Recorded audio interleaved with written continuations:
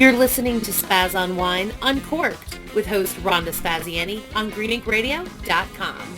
Are you la la listening? Are you la la listening?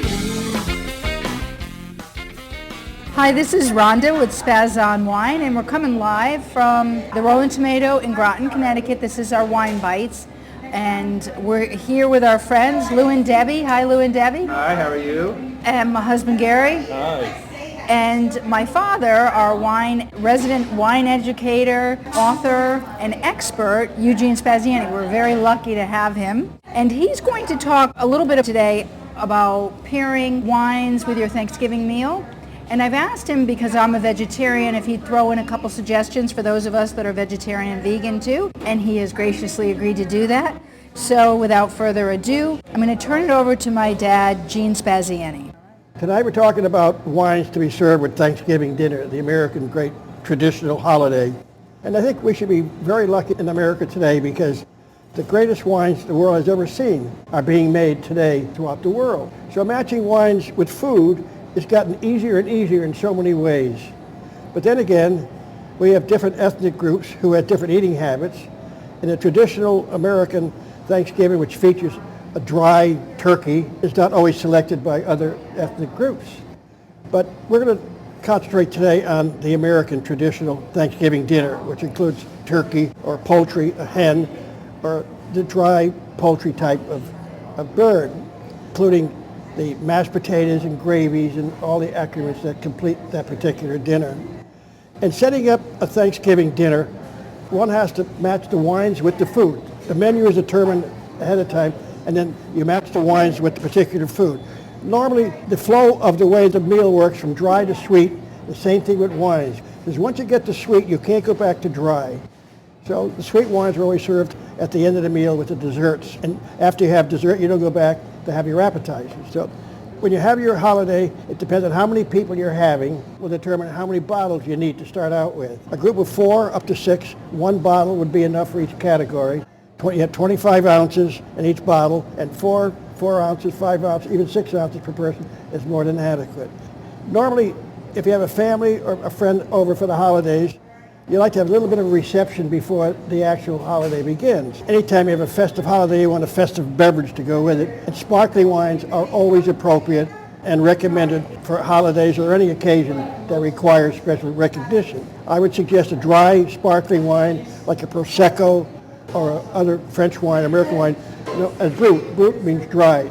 And whatever, you may have dips or you may have other types of foods that go with it, but sparkling wine is always appropriate, and it's dry, and dry will enhance your appetite. The first course is questionable sometimes. Some people would serve a salad, and with a salad, the dressing is a killer for most wines if it's not the right type of dressing. An oil dressing or anything with vinegar would not be appropriate to have a wine match up to. So I would think in most cases, unless the appetizer course there was a seafood. Some people might serve oysters or fresh clams as an appetizer. If that's the case, you have to have a wine called Vinho Verde, which is a Portuguese wine, green wine, and the wine is actually made for shellfish. It's a gulping wine, inexpensive, and perfect for that. There may be some others you may want to try. Some Sauvignon Blancs might make it, but the Vinho Verde is absolutely perfect, very crisp and sharp, and matches up very well with those particular mussels. If you go into a soup course, that creates another question mark or a problem. If you have a cream soup or a bisque type soup, sometimes a slight hint of sweetness in there, and this is where you may have a problem. A wine that might go good with that would be a Riesling, a German Riesling or an American Riesling, very spicy type wine to match up with that. But I would get a Trocken or a Hobtrocken one. That means dry or semi-dry, because you don't want to know this. You don't want anything sweet. That might temper down, that might match up. Or you might use a Gewürztraminer, which is another one that has highly spicy and might go well with the soup. Other types of soups you might use would be a chicken soup with plant. They're kind of bland, they're easy to pair up with, and they could go with most white wines, including Suaves or Trebbianos or Chenin Blancs or Sauvignon Blancs. Getting into the entree is where some problems exist, because the turkey itself is a very dry product. But you start adding gravy to it, and mashed potatoes, and sweet yams, and now you really have a conglomerate It's very challenging for a wine. I think it bears mostly on what the stuffing is made from. If it's a corn dry stuffing, I would go with a very hearty Chardonnay from Carneros. There's a whole bunch of producers that are very good. So I'm not going to pick any one producer, I think, in that category because there's so many potentials on it. Or I would even go with a Kirkland Chardonnay. That would be very good for that type of stuffing. You get into a spicy sausage stuffing, now you have another challenge. You got a spicy stuffing and you get sausage, very challenging. You'd have to then go to a red Zinfandel, which is a very spicy red wine, which can match up pretty well. Or even a Petit Syrah, which would also have that, would hold up well up to it. And they should enhance each other. The wine has to enhance the food, and the food should enhance the wine. And there may be a few others you may experiment with and try, but you never know. You could get creative on your own. We always did gourmet dinners. We always recommended had two wines available with the entree, just in case one wine didn't do the job. Chances of two wines not doing the job is rare. But if you're a small group, I think you don't have to do that. If a group of 10, 12, 14 people as guests, then you may want to consider some of the other options. As you move on, in many cases, after the entree, some families serve cheese platters, which is traditional in many European countries. Here again, you run into dairy products. What's a dairy product? You want a Chardonnay that's been gone through malolactic fermentation to extract some of those dairy qualities on it. There might be some others. You can try some Suaves or Trebbianos or Malvasias also, even a Chenin Blanc. But that's getting you through to the dessert. Once you get to the dessert, and there's a whole multitude of variety choices you have here, all desserts are going to be sweet. So one of the things I would recommend, if you had no other choice, would be a red port.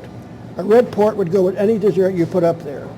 All red ports are always sweet, whether it's a ruby, tawny, or vintage. They're sweet. That would be a good choice. Or even a cream sherry might go. A late harvest wine, an ice wine might go. And also, if you have a very spicy dessert, you could also use an Asti Spumante with a great Moscato, flowery. And to top it off, you might want to try a cognac or a brandy. That's the end, the culmination of a perfect, ideal Thanksgiving dinner. And I don't think any of your guests or your relatives would complain too much about that. And getting into the vegan dish, the same principles hold true. You can match up the wines with the vegan choices. There's so many wonderful vegan choices today.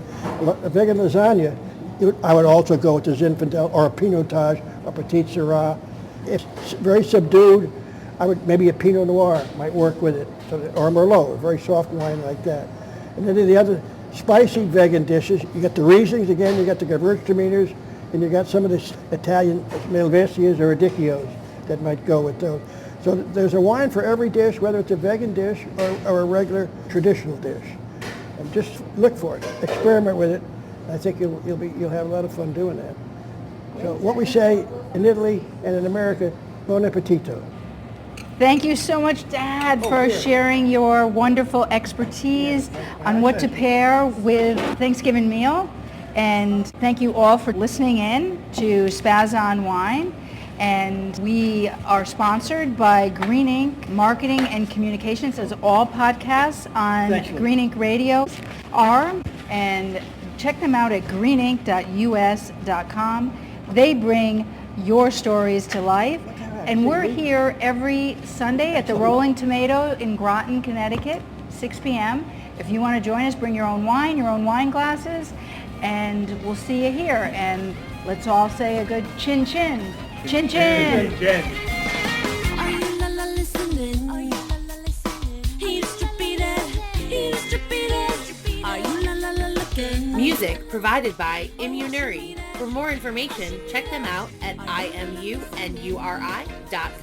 Thank you for listening to Spaz on Wine Uncorked. Tune into greeninkradio.com to rock your best life.